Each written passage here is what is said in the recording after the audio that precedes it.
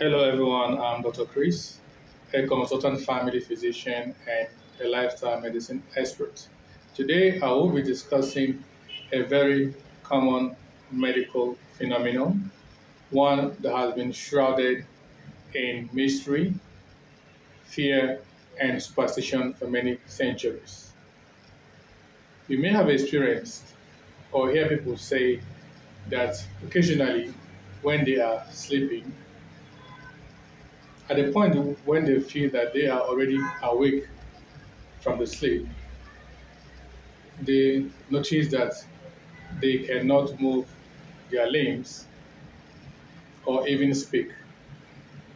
And this may be associated with feeling of apprehension, severe fear, or some people have even described feeling of an evil presence within the room or even seeing scary images. This phenomenon is called sleep paralysis. It's a well studied and documented medical phenomenon which occurs due to disturbance in the sleep cycle.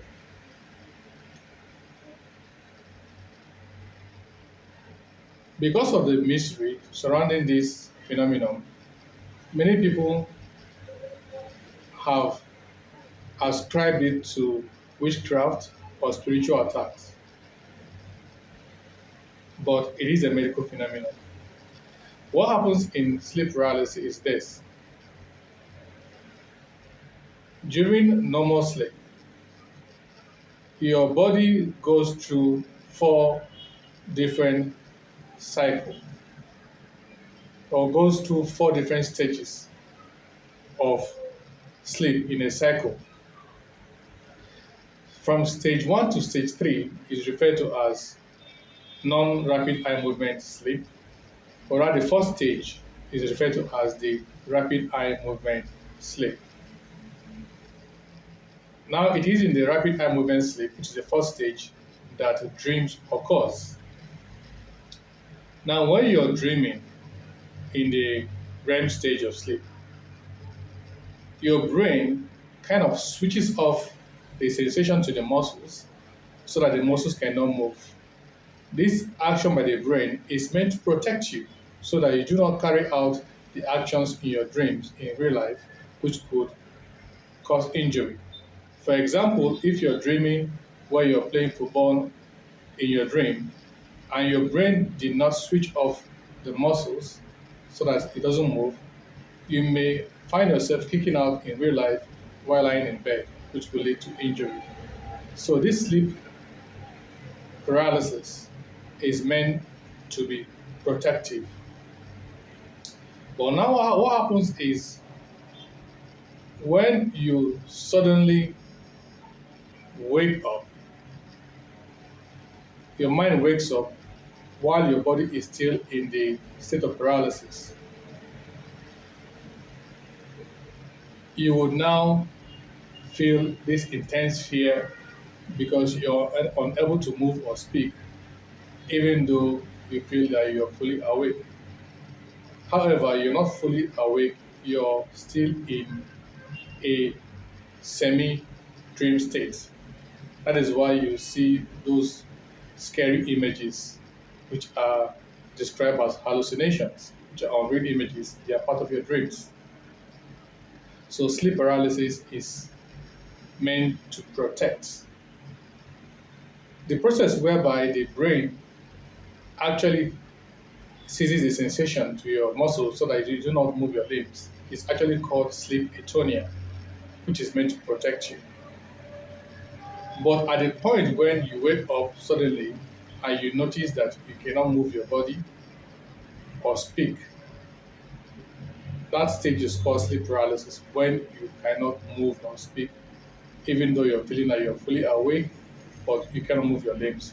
That is described as sleep paralysis.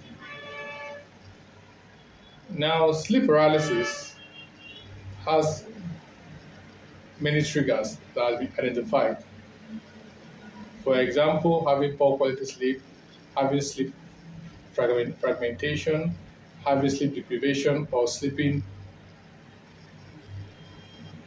on your back.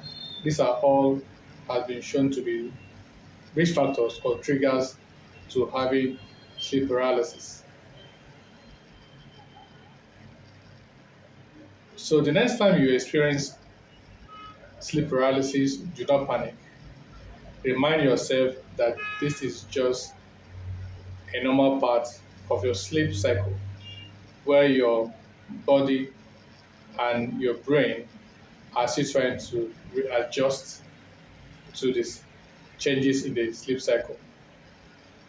You calm yourself down, give yourself a little time. It usually takes a few seconds to a few minutes and it will pass away, even though those few seconds and few minutes may seem like an eternity.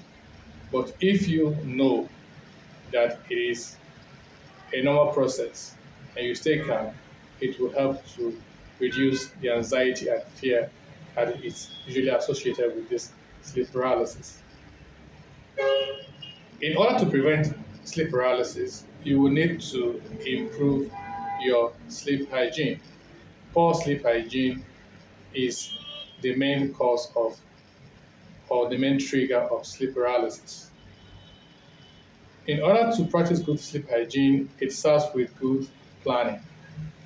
You start planning for a restful night's sleep immediately after your last meal. So learn to plan to eat your last meal of the day at least 3 hours before your bedtime.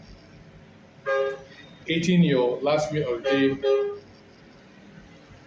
less than 3 hours before bedtime leads to poor sleep quality because your body diverts most of the blood supply to the gastrointestinal tract to help with food digestion, thereby decreasing the blood flow to the brain.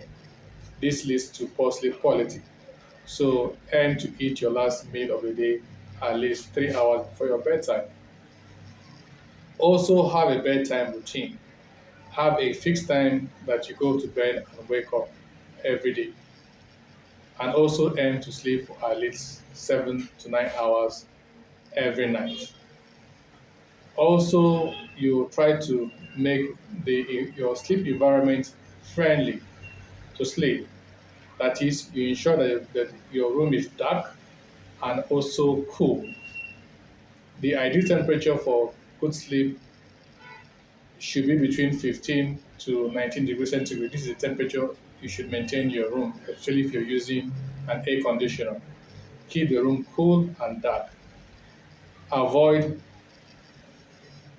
bright light and also using your phone 1 hour to bedtime.